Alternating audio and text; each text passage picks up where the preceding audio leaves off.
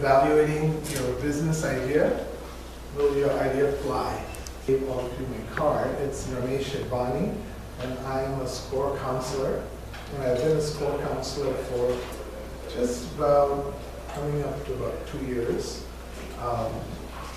My background is a little diverse.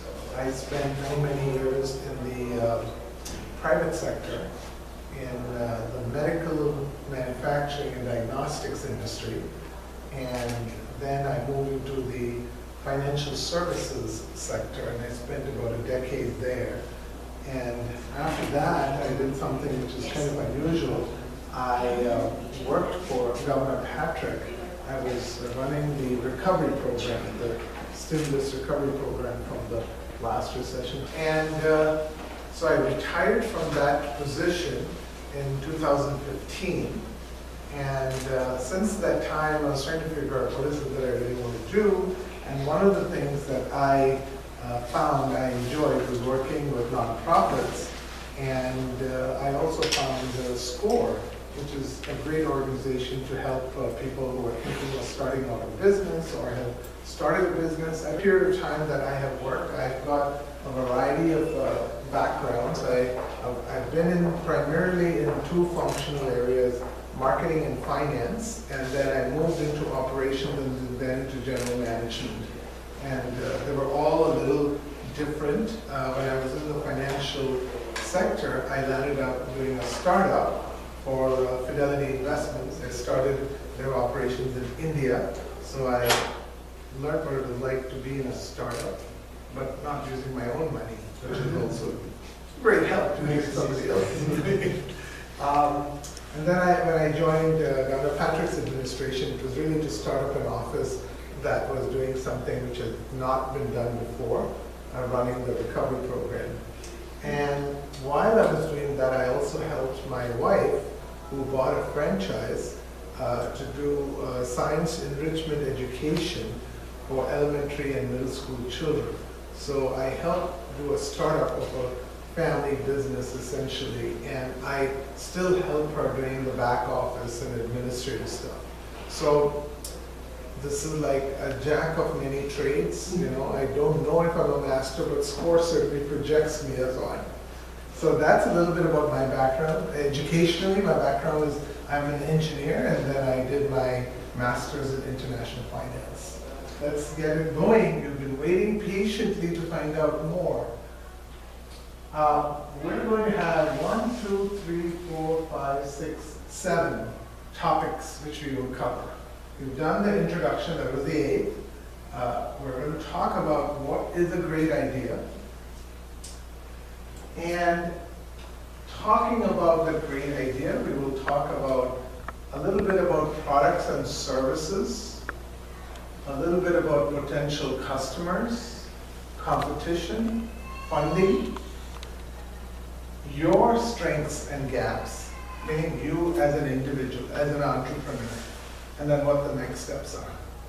So it's a little bit of an overview, but to just get you to be thinking about, because you have the idea, or you may not have an idea, you may have 2 or 3 things that you have thought of, but to think about that, and in order to help you think through that, we will go through what will make it fly by going through the different areas. Everybody with me? All right, so let's do the first one. Oh, look at all that information up there. What is a great idea? Blank. Blank. So let's fill in the blank. Anybody? What is, when somebody says, oh, that's a great idea, what's a great idea? Yes? Something that you think you can do, that you're passionate about, that isn't in the workplace or society. Okay? Something that you can do that you're passionate about that doesn't exist in society. Other thoughts about what's a great idea? Sustainable. Sustainable.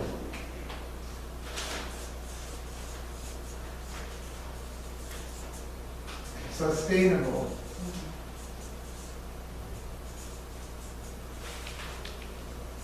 Other ideas of what is a great idea?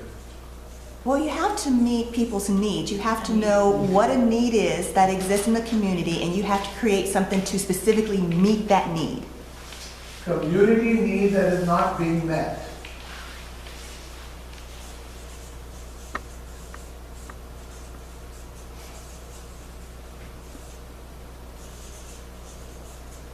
Other great ideas. What is a great idea? I think it's also in community needs. What value are you offering to your target customer? And is it in existence already or not? And at what cost?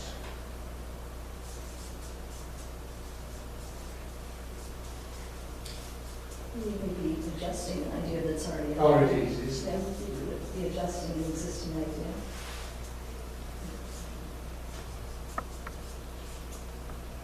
Something that would make life better for people. Something that makes life better for people.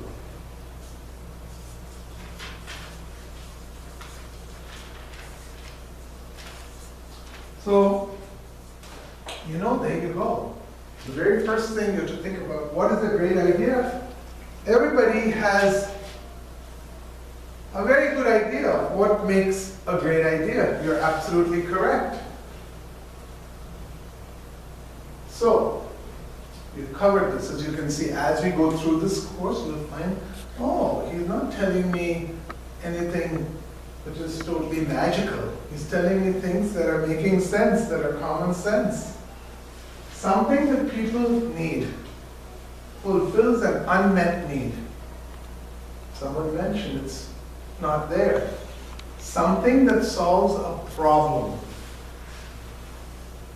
And a problem for the customer, not a problem that you see as a problem. If you're seeing problems in society, that's not what we're trying to do here. There are other people solving those society problems, How can I get power to millions of people who are stuck because of the hurricane, they have no power? That's not the problem. We are trying to solve a problem that somebody who's going to buy your product or service has a problem, and your idea will solve that problem for them. Something that people want, no matter what. I want that. You notice it's different from the first one. It says it fulfills an unmet need. This one talks about a want. Can you give me an example of something that people may want no matter what? Think of a product. Or just think in your own life, what is a product that you wanted, no matter what it took, no matter how much it costs, a product or a service? It depends on, let's say it's a life-saving, something that will save your life, something that you... So how many of you over here, George, how many of you here have a smartphone? How many have a smartphone? 1, 2, 3, 4, 5, 6. 6, right? 10 years ago in your life, had you heard of a smartphone? Did you want it? Did you want it? Now your want actually is really a need. Everybody has it. That's the way you're going to communicate. Smartphone. At one time the camera did the work of a camera. A phone did the work of a phone. When you want to write something, you wrote a letter or you sent an email. You combine all of that into a product that is now called a smartphone. And people want it no matter what. If they have a flip phone, there aren't too many people who have a flip phone. They want a smartphone. Do they want the iPhone? Do they want this version, that version? That's what that is. So if something is going to save a life, George, that's a need. This is a want. So if you have an idea that produces something that meets a want, that's what that is. Something that's not been done before. Nobody has ever thought of this before. It has not been done before. Nobody had ever thought of driverless cars. Today's paper, if you saw, General Motors in 2022 plans to have 23 models of electric cars. 23 models. 2022 is 2017. That's 5 years from now. How many electric charging stations do you need everywhere? Something that significantly improves on what has been done before. Make it better. Makes life better. And the last one. All the others talked about ideas that are considered good from the standpoint of the customer. But the last one now is a little bit of a switch. If it can do any of those, it should also do the last one. If it does not do the last item, then that's not a great idea. If you cannot make money and also be happy with what you're doing, that's a bad idea. Or it's an average idea. It's not a great idea. If it makes you a lot of money and leaves you unhappy,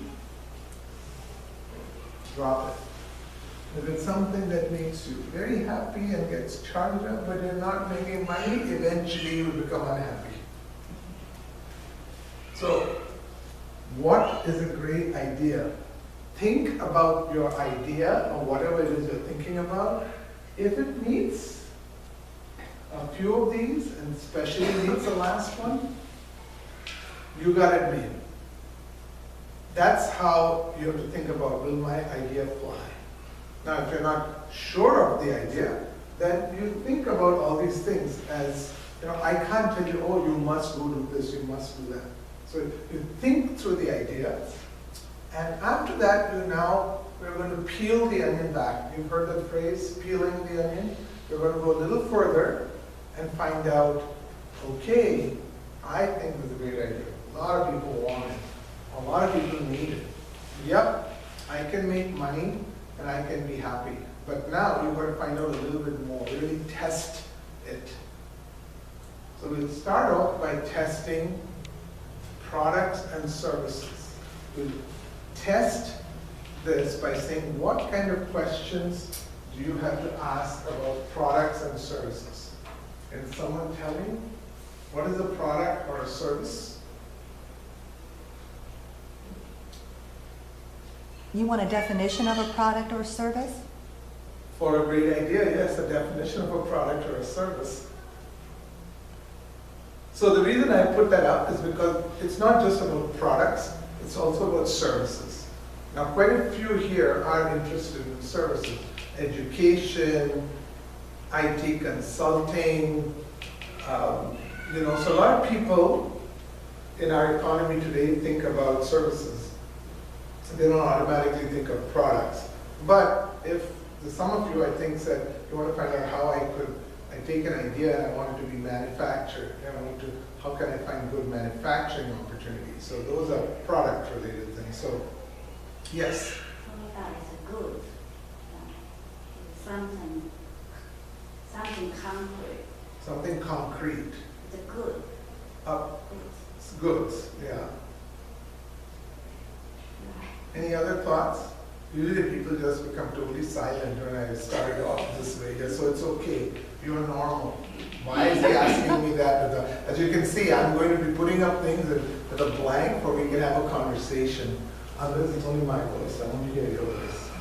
Jack, what do you think? Yes? A product or service is a great idea transformed into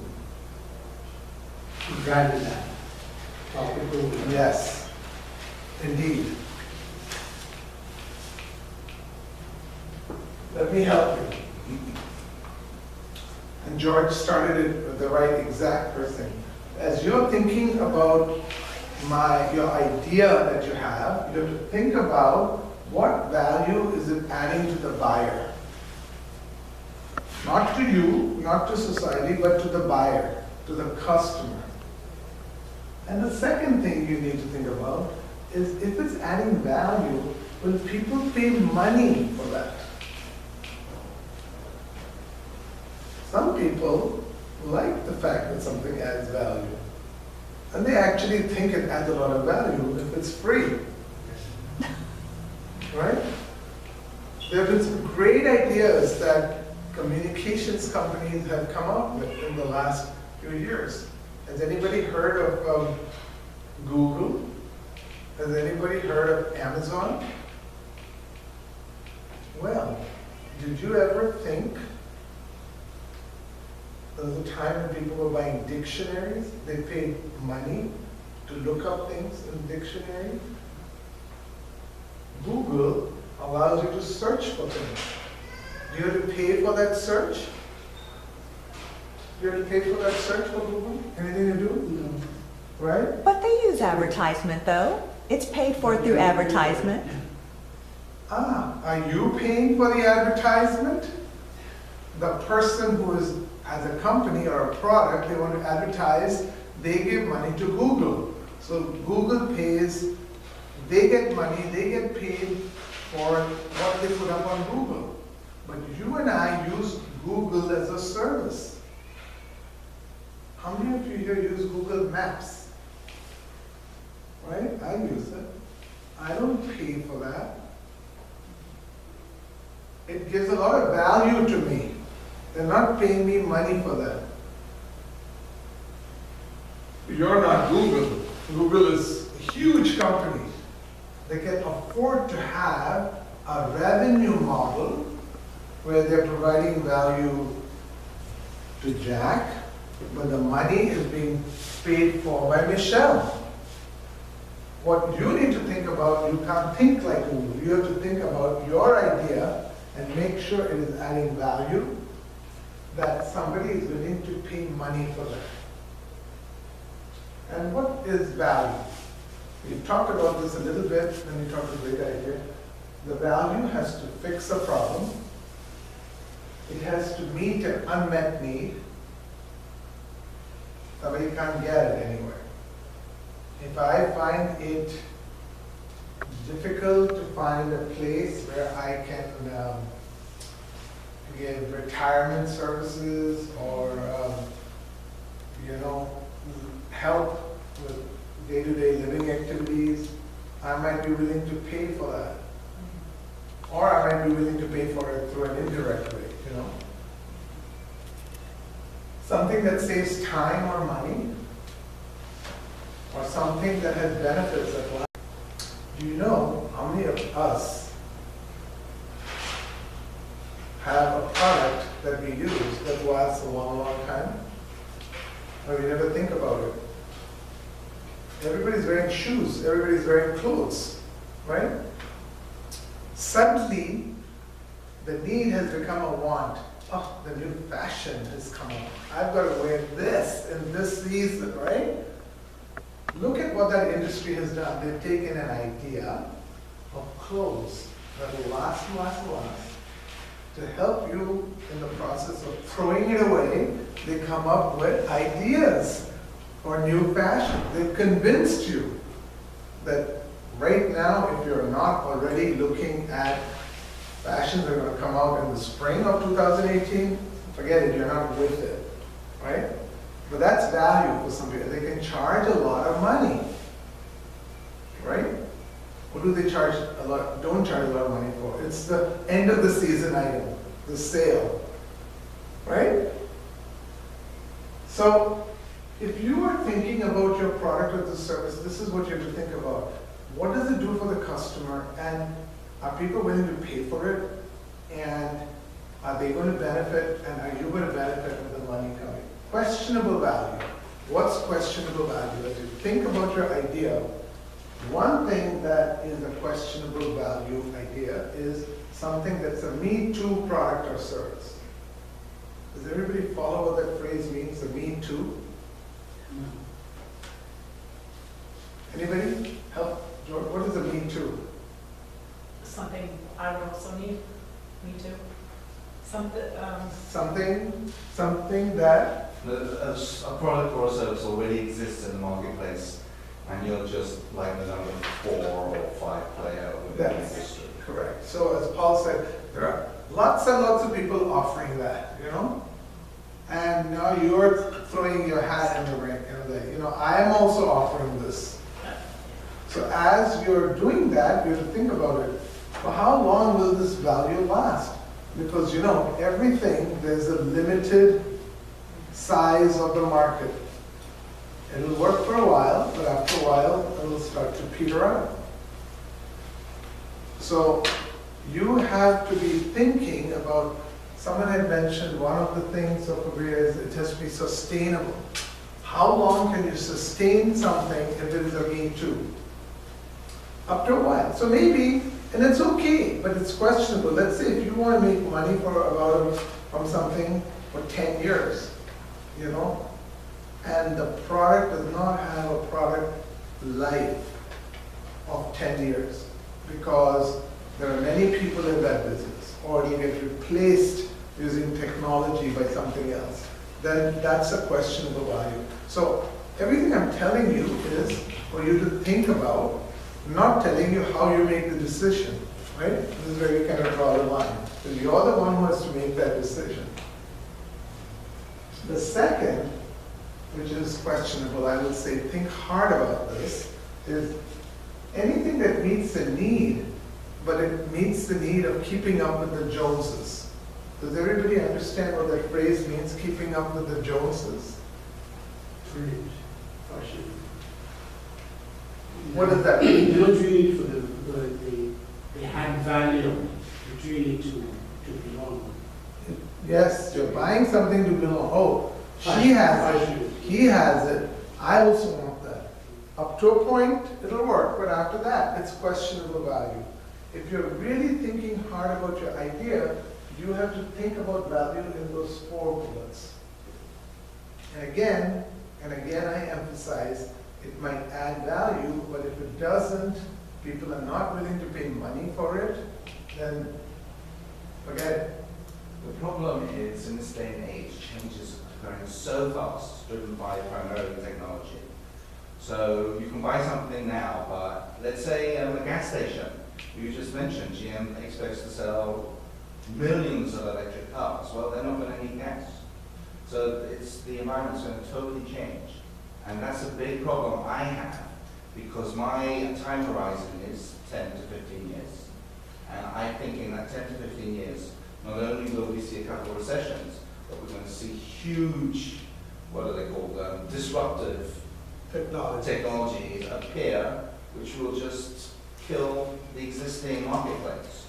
I think Michelle's on a good thing, because we can see the demographics aging, and there's going to be a need for all these assisted living facilities and services to service the seniors. And all the medical device companies will do well, all the medical services, PTs, orthopedic surgeons, etc., etc. There you can see a long boom. But for something which may be made redundant by an electric car, is going to have just wide-ranging consequences. So will that scare you from getting involved in that industry? Yeah, absolutely. Okay. How would you address that scare for yourself? Let's say you get into a product, or you're offering it in the marketplace, and you already know, even before getting in, technology may make this redundant or make this useless. Yeah. So you have to start to think proactively. You have to be 2 steps ahead of the market. You have to try to understand what are the possible areas from which this can be attacked. Because it could be attacked from technology or other reasons why the product might become redundant or obsolete or useless. But even before that, while you're offering something which is good, there's an immediate real-time danger that you have to be alert to, and that is, if you're doing well with something, there's going to be competition. So you constantly have to deal with your product or your ideas competition in the current marketplace where you're offering, but also what could be coming. So you have to constantly be thinking about how you keep extending the life of your product or your service. This problem doesn't exist just for products, it exists for services also. There is no fixed answer or silver bullet to this. You have to be thinking ahead, you have to be very involved in the marketplace, engaged, and you have to stay engaged with that business, the people who are offering that business, you mean your competition, as well as with your customers. The most important thing as you're doing any business, setting it up and doing it well, is to be really involved with your customers. You have to really be close to your customers. If you're thinking of an idea in which you have never done that before, you have no clue how that business exists or that industry, or you are afraid of interacting with the customer, of the human interaction and contact, you know what? Forget it. Get a job, get behind a desk, get behind a computer terminal. You have to really be, you have to understand, like if I'm trying to solve your problem, I need to be able to listen, I need to be able to find out, well, what is it that I'm giving you that is not working well? What is it that Joe is giving you that is better than what I'm giving you? Why are they all going there and not here? But for example, one of the companies I'm looking at now, they repair cracked iPhone screens, right? Huge demand for it. However, it's there's a lot of competition that's entered the market. You go to any mall, you'll see 2 or 3 stalls. A very nice Me Too service. Exactly. At the moment, they can charge quite a lot of money. Anything from $50 to $200 to repair a screen, depending on which iPhone it is. But at some point, there's going to be too much supply, and it's going to drive down prices and profits. And there's also a big thing, I don't want to scare people, but artificial intelligence is around the corner. And they say it could replace doctors. Yeah. For example, if someone goes for a screen for a mammogram, the doctor has to use his own expertise and his own training to identify, oh, what's that gray area over there? Is that serious? But the computer, a software program can just say, okay, it's nothing.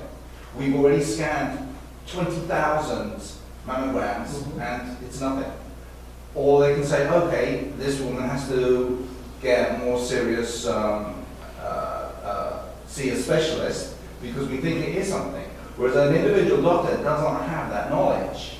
So artificial intelligence, which is already here, but it hasn't been fully exploited yet, is going to change so many things. So I would change one word in what you just said.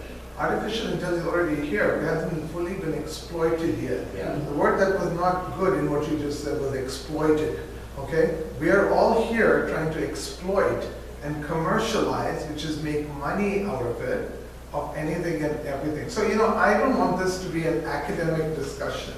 What I want us to be thinking about is if you are thinking about an idea, whether the idea is buying one of those 3 businesses that you talked about, what you will need to think about, and for you, when we get to the funding and the numbers, we'll talk about that, but you have to be thinking about that, you have to be thinking about forecasts, you have to be thinking about how you find out what the competition is, what your market is. So we're not going to try to boil the ocean. Everything can, we could be all sitting here, and tonight there could be a giant meteor that went past everything and came and dropped right in New England, and all of us are wiped out. You think I'm trying to figure the problem out? What will I do then? No. I just want us to... I know what I've been talking about is big picture. You said, okay, let's try and avoid the big picture. But for a lot of people who's trying to start a business, I think it's more complicated today.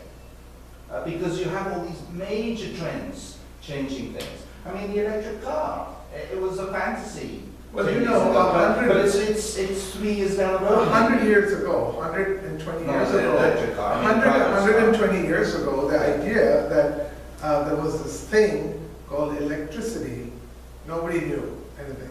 So technology has been doing things and changing things for many, many years. 500 years ago, nobody knew anything about printing. The only way you could talk to anybody and communicate was by talking between human beings, you know? My point is, yes. I think maybe what he's saying could be thought about in relation to the fact that artificial intelligence or robots are going to be our future. So what sort of business ideas can we come up with that will work well with artificial intelligence and robots so that we know that our business ideas will grow and become profitable in the future because this technology is on the cusp? Absolutely, exactly. I mean, that's what Sam is saying, that's really true. However, as you are examining, when we go to the last slide, which is about knowing your own strengths and weaknesses, if you have been in the business of looking at software or technology, and you have that background, then you can evaluate those ideas. If not, You got to hire people.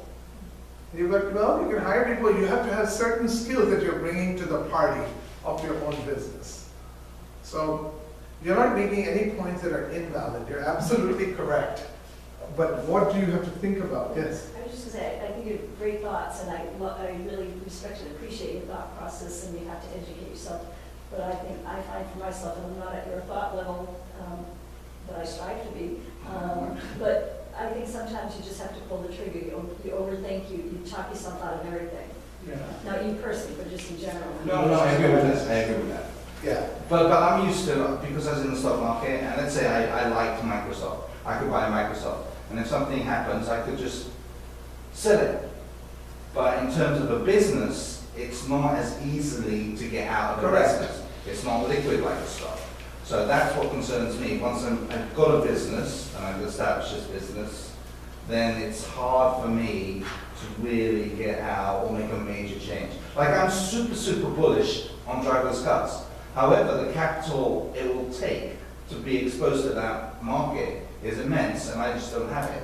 So it's going to be everywhere, but I'm not going to be able But to. I think your challenge, Paul, will be just given what you said about your background.